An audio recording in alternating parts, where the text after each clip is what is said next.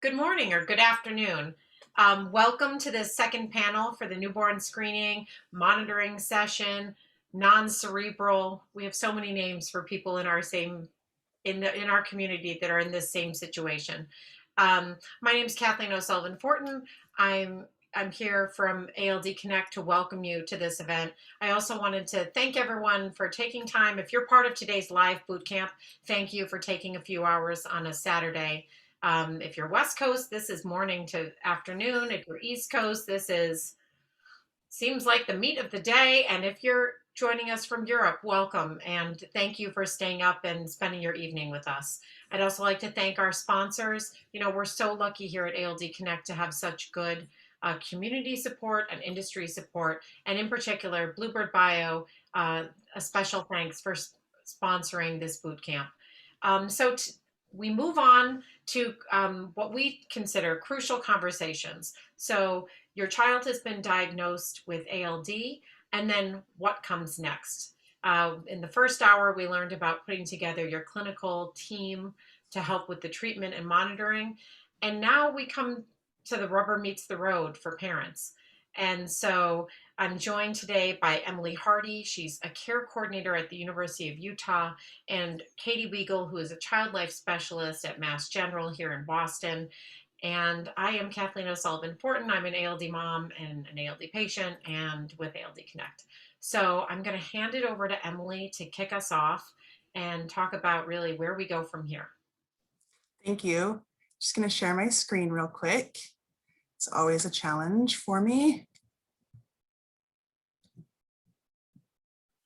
All right. So I wanted to start with kind of this little piece about you do you. You can't control others' reactions to information that you're going to share. And I think that that is a really important place to start and to remember when you're starting this process, because you're going to want to share with people. You're going to want to share with, some close family, friends, and that circle may get bigger, or you may decide that that circle needs to get smaller.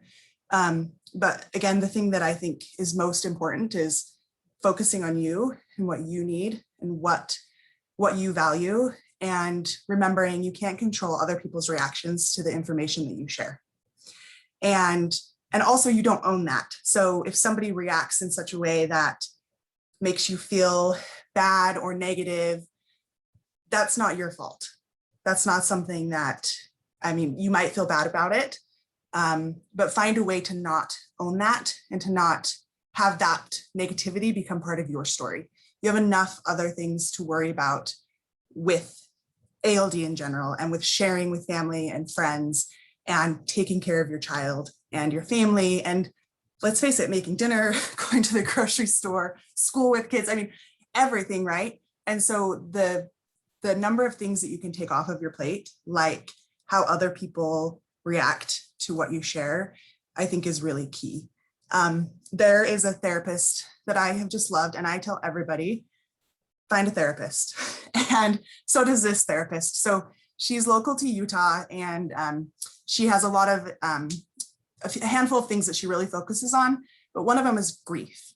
And I really wanted to share this piece that she talks about with grief. Let me just find mine. Let me see if I can find my notes and also do this.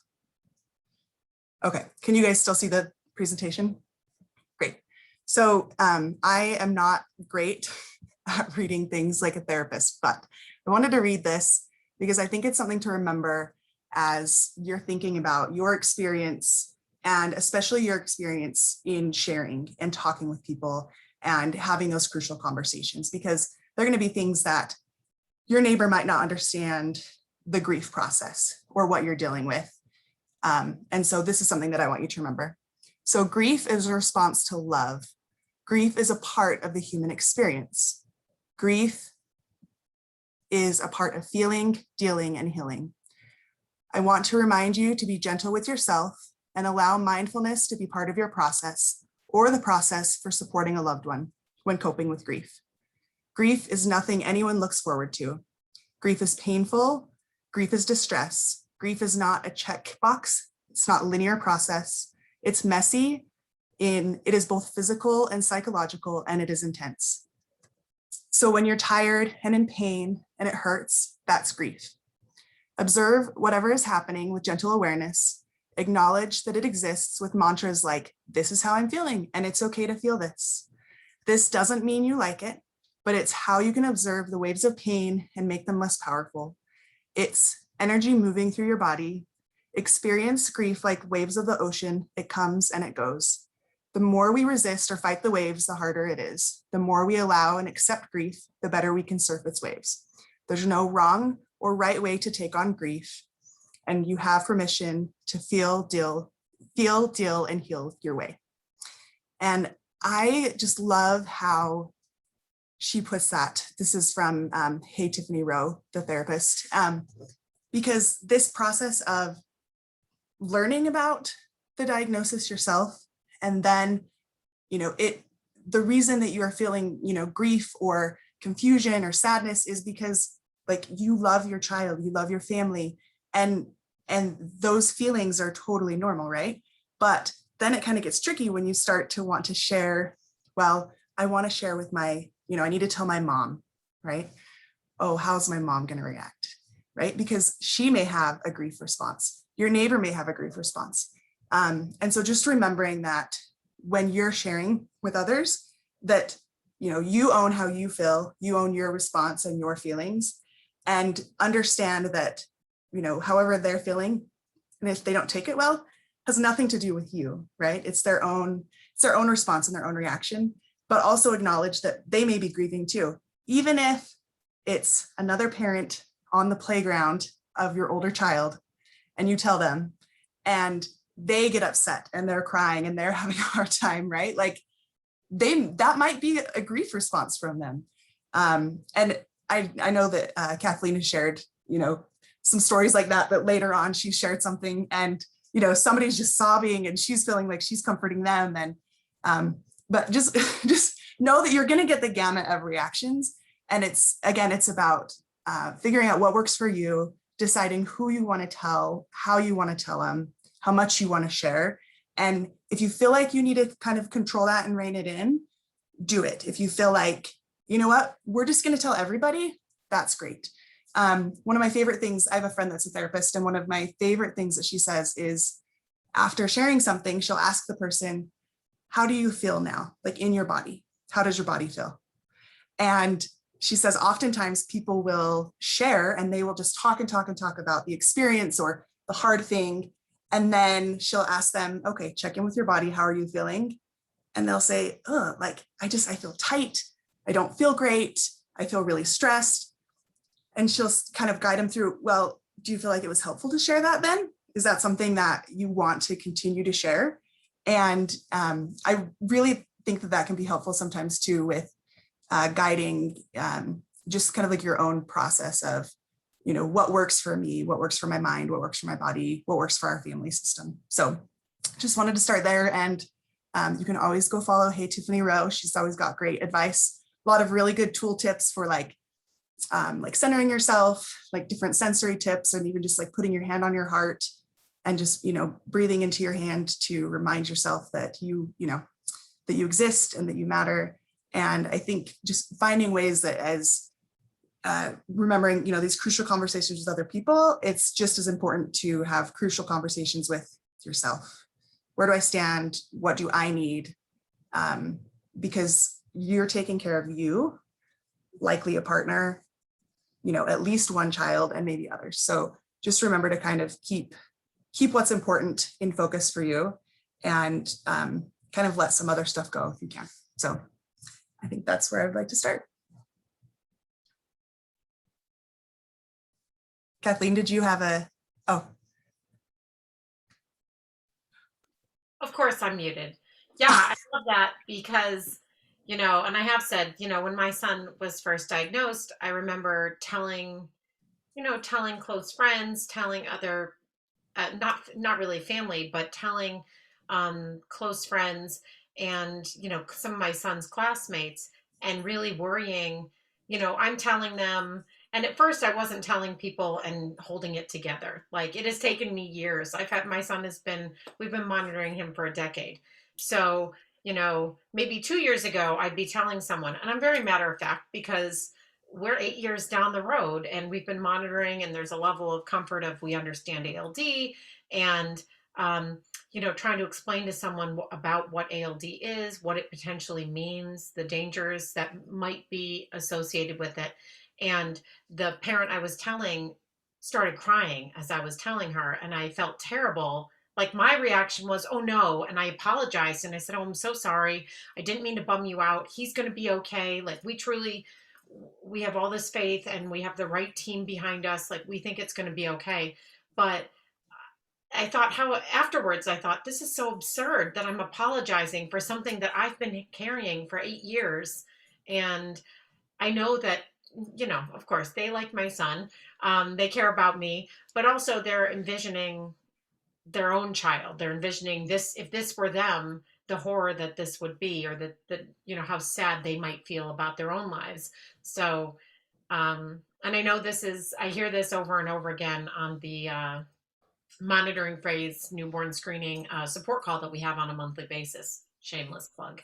Um, that, you do interact like this with people, and I want to make sure I'm telling the truth, whatever is appropriate. But I wish I had this advice years ago, to know that it's not my responsibility to make it easier for other people to handle. So I know we have lots to chat about. I'm going to let Katie Weigel go ahead and start with her presentation, and then we're going to go to a very kind of flowy discussion among the three of us. So thank you, Emily. Yeah, thank you. Screen share is new for me. So hang on 1 second. It may not work, and that's okay.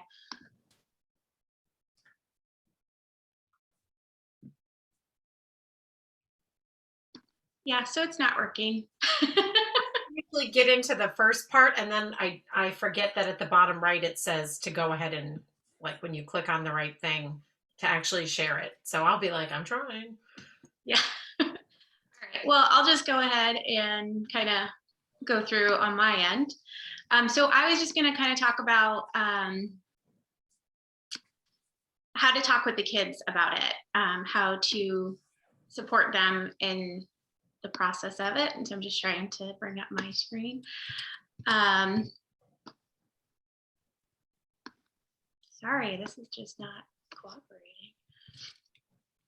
All right, so just kind of where to start when bringing up a new diagnosis to your child. The first thing you want to do is talk with your parenting partner. Take some time to process the news first, kind of just see where you're at, echoing what Emily and Kathleen said. Just kind of you do you, and kind of know what the information you want to share is. You want to be on the same page with the information you're going to share and how you're going to describe things to your child. And that's an important thing, because you kind of want to be a unified front in what you're presenting to them with that information. And you want to acknowledge how the other person is, their emotions may not be the same as your own. And so that's just something to consider before you sit down and talk with the kids. But really, ultimately, when you actually sit down to talk with the kiddos, there is no perfect script. There is no such thing. It would be great if we, as the healthcare professionals and the team offering support, could provide you with the perfect things to say, but there just isn't. You just want to keep it simple and straightforward when talking with your kids. You want to meet them where they're at. Every child is obviously at a different age. They're at a different developmental, they understand their emotions different. And so you're going to need to change the information you decide to share kind of based on that. A big thing is just allowing them to guide the conversation and ask the questions. So try not to give them too much information. See where they take the conversation and answer their questions as honestly and concretely as you can.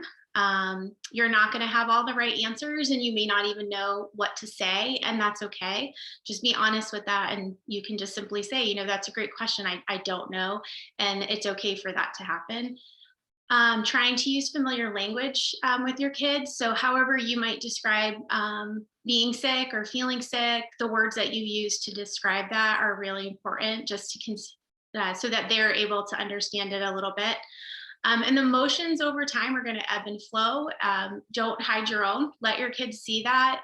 It's normal to have emotions, and you're teaching them that it's okay that to feel sad, to feel angry, and to like recognize, and you're helping them identify what they're feeling. And then you can help guide them through that process of managing through it. And then just being careful overall about what you say and who you're around when you say it. Little ears are always listening, even when you think they're not. And so sometimes you have the best intentions, but it may bring up some conversations that you're not ready to necessarily have. Also, with kids, kind of helping them learn to identify the helpers, if you will, helping your kids identify safe people to talk to. If they're not feeling like they can come to you about it, if they know that there are other people in their family, in their friend group, or even members of the medical team that can provide some additional support, that's really important. And then just echoing what Emily said as well, in order to provide the best support for your child, you need to admit it's okay to find that help for yourself. Turn to your medical care team. There are additional supportive people in your life that will be the best guides for you. And the other thing to remember is if you can kind of anticipate some changes in life over time. It's going to be a constant ebb and flow, like I said. So try to prepare, anticipate what the kids in your family, if it's the child who's been diagnosed or the siblings, what kind of medical events might be coming up, or types of transitions that might be happening for them. So having a conversation ahead of time with that is a great way to prepare them. And then it also helps you manage any kind of emotions or anticipate something that might come up with your child, as you know them best, and you might be anticipating what their worries could be or what their questions might be. Ultimately, just being honest again. Try not to make promises that you can't keep, and you can't guarantee. You can't guarantee that someone's going to be okay, and so it's better not to say those things. Validate your kids' feelings and their emotions, and provide reassurance as often as you can. Are some big things to do. So that's kind of what I wanted to share. That's a really quick run through of some of the ways to support some of your kids, or the child being diagnosed, or the siblings, or even friends. This applies to like helping your friends talk to their friend, their children, schoolmates, and things like that. No, that's so important. I know that when my son was diagnosed, which is now years ago, that I have shared before that I was hesitant to tell his play friends. Like I was, my family knew immediately, and those were some bumpy conversations. We'll talk about that. But, I was kind of afraid to put it out there, partially because I was afraid that parents wouldn't want their kids to be friends with my son, because who signs up for, again, 10 years ago, there wasn't a lot of hope on the internet. ALD Connect did not even exist. And, I was really worried that, if we were worst case scenario, that people would start to pull away from us, and that they wouldn't want to, love you guys, but they would not want to be around for, a rocky path. And, it took me a minute to kind of get over that and realize that, my son was identified for adrenal insufficiency. That's how it was his pathway to ALD diagnosis. And it was important that his play friends, parents, if I was going to send him to someone's house, they had to know about his cortisone dependency. And, I realized that, people always surprised me with how generous and supportive they were, that it wasn't, head for the hills. We don't know, they've got something strange, and we're going to get out of here.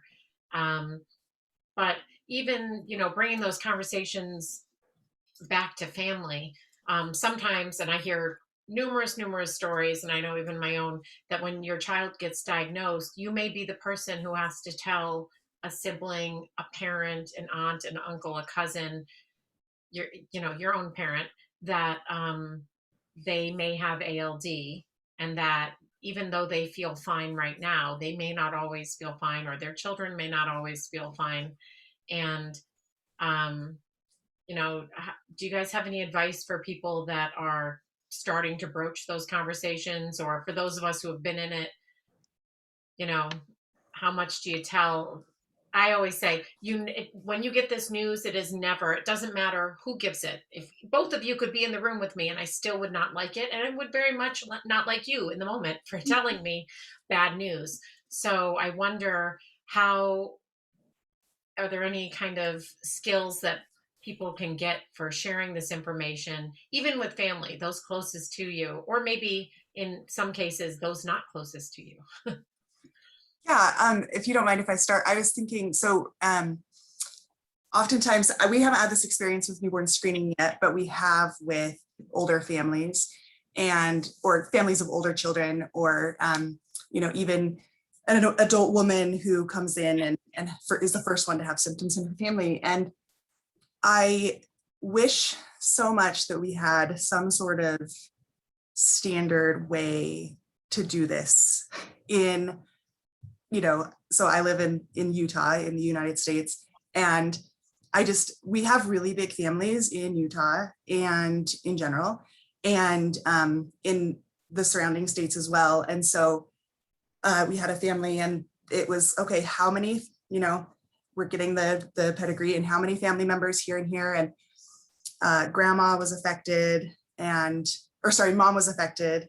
And then there were like 14, her mom had like 14, 15 siblings, like so many family members. And the moment that she realized that she might need to share this information with, aunts, uncles, things like that, she just like froze. And she said, I have not talked to family, like, anybody on my dad's side of the family, for 15 years. I don't want to, I can't tell them this information. Also, I don't want them to not know. And so it is really tricky. And I wish so much that we did have a standard, even within just the ALD community. And I've done a little bit of research, not a ton, and there's really not, the physicians oftentimes, they don't want to send a letter, even if families say, hey, can you just send a letter to my family? It's like, well, it's kind of weird to just be like, here's this letter from some random doctor in Utah, about, some family condition you might have. And, but oftentimes we'll let them know, we are here to support you in this conversation. If you have any questions, we're happy to write a letter for you that you can send to your family. Or if you want to provide our contact information, however you want to tell them, but you're welcome to provide our contact information. And, we can provide, general information about ALD and what it means with somebody in the family being positive. But I feel like the thing that I've noticed the most is when we have families, and, not every family is perfect. I think we all know that.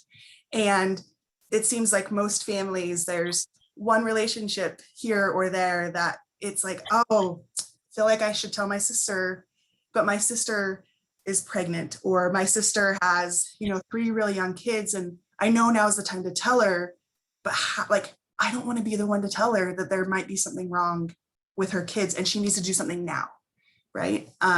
Because the urgency that you may feel as a parent of a child with ALD, that you might feel this urgency that other people aren't going to feel, right? Be like, what's the big deal? And then that can strain relationships even further when you're like, hey, I care about you so much. Have you seen the doctor yet? Have you gotten tested? We need to know that, you as the person sharing feels like, I need to know that you're okay and that you guys can have this figured out, because I'm still trying to figure it out. So it's hard. It's really, really hard. And I wish that I think for everything else in ALD, I wish that there was a script, especially for this part, just something that was just simple, that took all of the relationship, issues or past or any complicated things out of the equation. Because how do you tell your, brother that you haven't talked to for 15 years, or, it's hard. It's really hard. So I don't know if I have many tools, but it's just, you've got people that can support you in doing it. I see a little bit in the comments about people talking about like writing a letter or providing a family to letter is helpful. Somebody was saying that they said that like the pressure of doing it by writing a letter, it took a lot of pressure off. Yeah. And I feel like you can always ask your medical team, for support during this. And as I've said before, like we're always happy, we share our contact information and say they can call us or email us anytime. And, we will not share like your personal information, but it's hard. And, we even think it's hard as the professionals too. So yeah, you're not alone in that feeling of it's challenging. Right. And it's hard because sometimes people start the testing odyssey of their family and they find out everyone's, you may have 5 siblings and five of them have it. Then you have the added concern of, I am concerned about my siblings. I'm concerned about this, all these people I care about have it. And the same kind of the flip side of that same coin is if you find out you're the only person in your family that has this situation, or your child is a de novo, or then I think a lot of times people can be really frustrated because they feel isolated and alone among their close. If they are close to their family, they may feel isolated or angry. People may deal with survivor's guilt because they don't have it, or feel odd man out. It's certainly never easy. And that leads me to, Katie, I'm wondering, not only do you have to tell your child, but if you already have other children, broaching the subject with siblings and making sure, like, do you have any hints? I know Katie is not only a child life specialist, but she's also certified in SIB shops, which is a wonderful program. And I'm curious, are there ways that we can make, not only if you have two, let's say you have more than one ALD child, but if you only have one ALD child, how do you keep that family feel everyone involved? Yeah, it's a great question. And obviously every family, it's going to be a little different. I keep going, I always go back to that every individual is an individual and not everyone processes information the same way. And that goes for children too. And so I think that sharing information with siblings needs to be again done just like where they're at. Sometimes so if it's a situation where the sibling does not have ALD, they're going to could experience emotions of guilt, like why, I'm going to have this type of life, but my brothers might not. Reassuring them that sorry, I lost my train of thought. Just reassuring them that as a family unit, you're there together and you're going to be supportive of each other, and we'll take things as they come up and come to me with questions or concerns. But also recognizing that your kids are kids and they may grow up, doing regular sibling things, fighting and arguing with each other. They should be encouraged to do that. As much as you don't want them to. That's kind of a normal sibling bond. But I really think it's just hard. You have to have that difficult conversation, and it's not easy. Just like you're talking about talking to your family about it, talking to your children and the siblings about it is not easy as well. And unfortunately, there isn't an exact script. And it really just, I think you have to sit down with yourself and the parent, your other parent or the partner in your life that's helping, if it's co-parenting or you're married, whatever it might be, and come up with the plan of what you want to share with them, and then let them come to you with those questions. Sometimes you don't want to plant the seed of something that's not necessarily there for them at that point in time. But there's just not a script, and that's what's hard about it. I don't think that really answers the question very well. I think it's liberating to know that there is not a distinct answer. I think it, hiding in the back of my mind is always like, there is a right way to do this and I'm not doing it. Or maybe, would I give myself an A? Would I give myself a C minus? I don't know, but it's liberating to know that there is no set rubric and answer key. I think that ultimately you're going to probably say things that afterwards you're like, ooh, gosh, that was probably the worst thing I could have said. And other times you'll be like, parent of the year over here. Like, that was awesome. Pat on my back. And it's just, I feel like that unfortunately like doesn't make you feel better, but it's kind of just the process of it. And I think that you just have to allow the conversation and everything to be ongoing. It's not it's here today and then like you address it and then never again.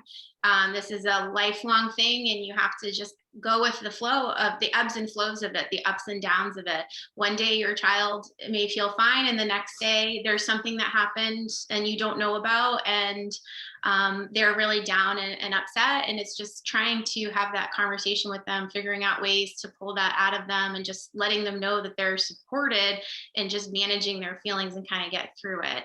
And that's where I say, like, to help your kids find the helpers is that not every child's comfortable going to their parent. They may worry that their parent is dealing with this information themselves. And so if there's somebody else that they could find in their life that they feel like they can sit down, whether it's a teacher, a friend's parent, or an aunt and an uncle, somebody within the medical healthcare team, just whatever that might be, is sometimes a helpful thing too. Sure. I know for us, when my son was first diagnosed, shortly thereafter, he was put on the Lorenzo's oil trial, which is not active anymore. But it required him to have a special diet. And as a family, we basically all ate the same. And so that was a very low fat regimented diet, but we were hoping not to make him feel odd man out and just be like, everyone look at us, yay, oh sorry, you get this. But we also knew that it wasn't, we felt like, ooh, this is kind of unnecessarily restrictive to his sisters, who are not affected by ALD and don't have the gene. And we kind of tried to thread the needle in, they ate things that he would like to eat. We all ate the low fat version, and things that he doesn't have, he would never eat. The girls could eat whatever of that they wanted to make sure that, we weren't being too restrictive. And we also celebrated, if he was, at a baseball game, or if he was at a soccer game or doing something, that we were taking time to have like special treats and moments where it wasn't just all about ALD. And where it wasn't just, we can't eat fat, like, which again, just caveat, people out there, I am not saying go on the Lorenzo's oil diet. Talk to your physician. That is not in trial phase. But I bring it up as an illustration. And then it's also interesting because, whatever age your child is at diagnosis, they are growing, and their understanding of the world and themselves is changing as they age. And like I said, I think our fear when your child gets diagnosed is that you've got this is a very short runway to whatever's happening. And unfortunately, some people are in that position. But for those of us on this call, you have the potential for a long, this is a marathon. So this is not hardcore parenting for a couple months and then, oops. And I was going to say a little bit too, just to like play off that, where if the earlier on that it kind of becomes ingrained in your life, it's part of your life, and hopefully you can teach your children that it doesn't define who they are. It is a part of who they are, and that there's so many other aspects of who they are. And when you're young like that, you can nurture that and you can grow that. Obviously, there are going to be hindrances in their life, and there's going to be things and challenges, but whether you're the sibling or you're the individual with ALD, the younger they are, the easier it could be potentially to lay that foundation a little bit ahead of time. And I think nowadays, where everyone, in terms of the eating diets and stuff, and at the birthday parties, I feel like you can't have peanuts, you can't have this, you can't have that. And like, I just think like kids nowadays, in my experience, are just so much more like oblivious to those things. Like they're like, oh yeah, so-and-so can't have dairy. All right, great. Like, and they're looking out for that person. Like, don't eat that. Like, that's often my experience is the kids are more resilient than the parents are. And they often, if you don't make it a huge issue, they won't make it a huge issue. And that makes it a lot easier for the kids as they're growing. Absolutely. I liked what you shared about that with like kind of starting early and have it kind of ingrained, right? And they kind of integrate it into their life much better.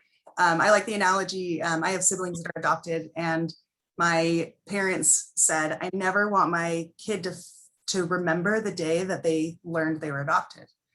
And so they just always knew, right? And started in conversation when they were really young, even as infants, right? Like my parents would say the word, and same goes for me. I don't ever remember, my siblings are older than me, and I don't ever remember the day that I learned that my siblings were adopted. It's just part of our family. It's one piece of who we are as a family. And again, it doesn't define every aspect of our family's lives. But it is, it's one piece of information that, that does affect us. So, but I think, yeah, starting early and having those conversations, just kind of making it normal and like, this is us. So, and for people who maybe haven't taken that road, so, I know there's on the one hand, there's the person who's gonna have that as their mindset, and they're gonna integrate it into how their family reacts to things and talks about things. And there will be people who just aren't at a place where they can do that, and so they may kind of skirt the issue. They may, make it kind of fun. Come on, we're going to do this thing, and it's no big deal, and let's keep going. But as the kids age, and as we are all coming, God willing, out the other side of a long pandemic where, for years I've been hoping to keep my kids away from electronics, away from the internet. I've been told that is bad parenting. Get your kids off the devices. And then we went through roughly 15 plus months of everyone saying, no, get on devices. This is where school is. This is where friends are. This is how you see grandma. Like all these things. And knowing the kind of information that is out there. Are there any strategies for how to kind of upgrade your experience as they age, or even how to get started with setting the tone? Because knowing again that, at some point they will have, there will be a day where they will have full access to the internet, and what they find, I always thought it was better to get in front of the narrative, but for folks that just didn't feel like that was them, how can you start that? Or do you have any ideas? I was just going to add, and I think Katie will be better at this part, than meeting your kid where they're at, right? So if it's an older child, or and they had newborn screening, and it was just something that you guys talked about as a family, and they go to doctor's appointments, but now you're like, oh, hey, they're getting curious.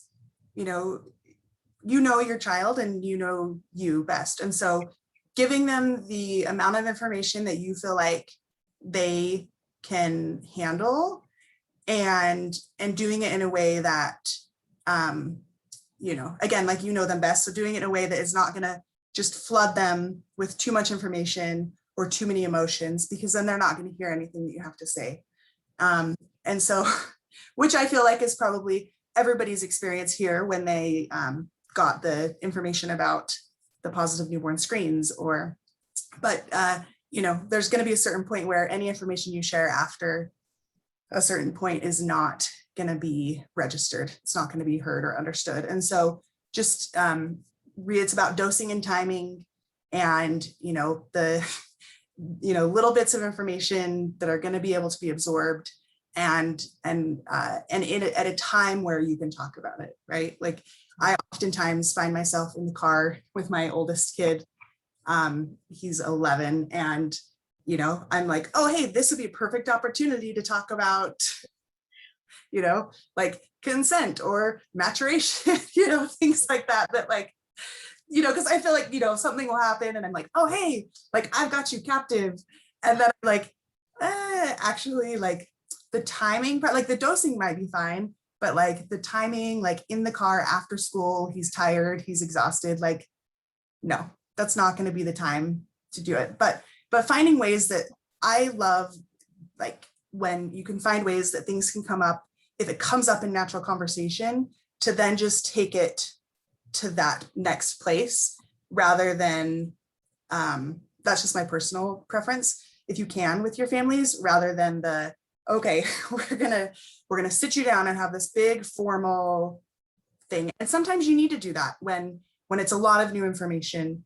But maybe once you get past that initial thing, just like make it part of your regular fabric of your conversation and your lives. And, maybe you have check-ins with your kid every week, Monday evening or, Sunday evening before the week starts, we have a check-in. What's your schedule for the week? What's your life looking like? How are you feeling? Do you have any questions about, just your life in general? And I think those kind of things, keeping that open, really helps them to be able to have that conversation with you as needed to. Yep. I think you're talking about like when they're a little bit older, they understand more, but they're not quite aware of what's going on. Just slowly, they may just come to you and flat out bluntly just ask you. And so you might need to be prepared for that if you're choosing to withhold information from them, and they may figure it out. The internet is a powerful tool, and conversations are a important part of for them just to process what's happening to them. And so I think most of us in the helping profession always just encourage that openness to some extent. If it's uncomfortable to have that sit down, formal, sitting at the table, finding those moments, whether it's in the car because they can't get out, or the bedtime ritual of you're reading a book with your kids, or you're just doing a check-in, finding some opportunity to just asking them what they're feeling and what's going on for them is really important, and just letting them kind of guide it. But I do agree, like keeping it from them and keeping everything from them is not going to make for a great coping later in life. It's kind of teaching them to ignore certain things or just kind of move forward without maybe addressing the medical needs and the care that they need to take care of themselves and learn how to do that. So as they become adults and you want them to go do these things on their own, make sure they're making their doctor's appointments and make sure they're following up with care. If you're not talking about it at all, then they're identifying that it's a bad thing potentially, or it's a secret and I shouldn't, I don't need to worry about it because nobody else was worried about it, type of thing. Right. Absolutely. Yeah, and not saying it's hard to say because if you're a person that doesn't like to talk about things, I think that you just have to, I don't want to say get over yourself, but in the instance of your child, you have to potentially get over yourself a little bit and just be honest and upfront with them. And it's going to be a really crappy conversation at first, and it's just going to be hard. It's going to hurt, and you will go through all those emotions that we've talked about. And it is the type of grieving process. You're grieving, you go through that. And so you kind of just have to kind of do it and think about your child on the other side of that, and your hope that, and all your hopes for them in the future, and you want to nurture that just like any parent would want to do. And that's why you get a therapist. Yeah. Because if you're in that place of, wherever you are in the journey, right? Like but especially if you're in a place where you're not wanting to open up or to share, and you're everybody's different, right? But if you feel like you don't have the tools to cope with your child knowing certain things, or you feel like you're not in a place where you can support your child emotionally with them learning about it, see a therapist, because you can tell them how you're feeling and what's going on, and they can help you figure out the best way to help yourself and the best way, what's going to work with you, because things that work for me are not going to work for everybody, right? Kathleen's way of sharing and talking about things is not going to work for everybody. And so really finding ways to tune into what's best for me, what works for me, what doesn't work for me. And I think if this were me 15 years ago, when I was, a brand new nurse, holy cow, I would not even be able to have this conversation, because I would just be like, well, what's wrong? Like, it's a disease and it's going to be hard. And, and I wouldn't have some of the more nuanced views that I have.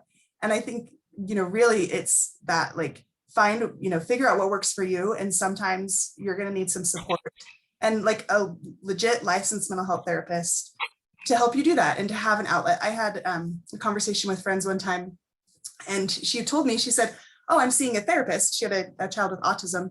No, not autism. He had ADHD. And she said that, she was like, oh, we're going to the children's center. And I was like, well, like, why are you going to the children's center? Like, isn't, like, he's doing well, right? And she said, yeah, but he's still hard and I need someone to talk to about it. Like, I need someone to talk to. And this person understands what's going on with my child, so they're better able to understand what's going on with me. So I think, again, that like centering and figuring out what works for you and what you need. And if you need support doing that, go get it. Like, it's, that's, yeah. And the same for your kids. If the conversations are difficult for you to have with them, then there's that extra helper in their life, or that extra person that they have that they can go and talk to. And I think therapy is a great thing and a great resource for children of varying ages. There's, something called play therapy for those littler ones. It gives you a better idea through play. A therapist is able to see what their understanding is, and that's kind of what child life specialists use as a tool, is play. And we kind of can get an idea of where they're at in their thought process of what's happening to them. They might not articulate it, but we see it in their themes of play. But for older kids, it's just like an unbiased place. It's a place that you have somebody that if you're the one, you're the older sibling of somebody who has ALD, but you don't, like, it's a place where you can go and say whatever you want to say, and it's judgment free and it stays there. And it's an important thing to be able to offer if it's something you can. If you're not that person, as a parent, you're struggling yourself, then finding those resources like that is a good thing for any age. Yeah. And I think it's important also to know that, some kids will struggle more than others. Some adults will struggle more than others. Sometimes the kids are free and easy and kind of have that sensation of like, my mom or my dad's got this. Like, if you can instill that confidence, then they don't actually think about ALD that much. Again, my son is now 16, and we were reflecting a couple months ago about, oh, how hard has ALD been in your life? And again, I'd be the first to admit we have had a pretty smooth monitoring ride. So I don't want to claim anything that's not there. But he was just like, yeah, it was kind of nothing. Like, yeah, I had some doctor's appointments. I did some blood labs. I had MRIs, but we always stopped, and he'll tell you exactly what treat we stopped for on the way to get the MRI, what we got after. Even that changed as he aged. And he's just like, it hasn't. I don't know. It really hasn't been that hard. And so, I think it's important to find those helpers wherever you are. I see, unfortunately, I see a lot of people trying to like tough it out, trying to maybe you're seeking support on social media. Be careful. Maybe you're seeking support through an ALD Connect support call or the peer mentor program. Or any of the things that we offer or that other organizations offer. But, maybe it's clergy, maybe it's therapy, but really giving yourself some grace and realize in all of these conversations, even with yourself, knowing, it is not easy. And sometimes it can be easier, or you can make it easier for your child. But it's kind of like being willing to be open to the suggestion that there's someone else who can help light the path for where you're going. Yeah, I noticed in the chat, which this is going to take it to a more difficult place, but I noticed somebody was asking, they said, hints for telling older children, teens, young adults about the very serious possible outcomes. So that one, I saw that and I was like, I think we need to go there. So how, I feel like Kathleen or Katie is better suited for this question, but yeah, how do you kind of balance that? This is something that we do, we monitor, we check for, but what are we checking for and why, and what might happen? Yeah, well, I'll start because, I love to talk. Everyone who sees this knows I love to talk. When my son was first diagnosed, I've said this before, we told him, ALD is like a switch. It's a bad switch. It's off. And we do monitoring because we want to make sure the switch doesn't get turned on. And if by chance the switch is on, Dr. Eichler will see that the switch is on and they will go in and turn off the switch. So that was like as much science as we needed for a 5-year-old. And then as he's aged, you know, and I think I'm definitely someone who is guilty of little ears are listening. I, have been talking nonstop about ALD since we started ALD Connect and with a team in 2013. And so it is always ALD chat time at my house. Either I may not be me with them, but I'm certainly doing In those stuff. conversations, yeah. And I realized that I needed to acknowledge that, some boys do the switch is on and the switch is on and no one knew. And in some boys, the switch is on and it is not a little switch, it's a giant floodlight. And that might lead to, needing some serious intervention. Or there are boys who end up in wheelchairs, or there are boys who end up, needing a lot of advanced medical care. And then, he took it, and I said, but that's not you because we're watching the switch. Like we have this gift where we know early and we have the ability to watch the switch. So I'll do my job, you be you, and we'll figure this out. And then, now he's 16. He's moved from the pediatric monitoring schedule to the adult monitoring schedule. And we basically are viewing him as a young future AMN patient.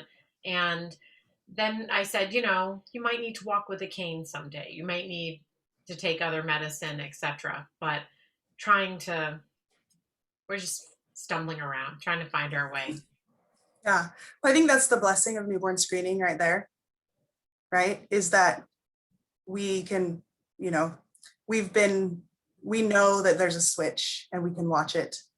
Having this conversation with cerebral patients and families who now have other children, or they've, had children that have passed away because we didn't know. I think it's definitely a different conversation. And that to me is just, it's hard. It's all very, very hard. And like that's like people that I'm friends with when I talk about what I do for my job. And even though that this, is just such a small part of what I do, it's such an amazing thing that we can know earlier so that we can, prevent maybe having to have those very serious, conversations. And I think also too, that, if this is found during newborn screening,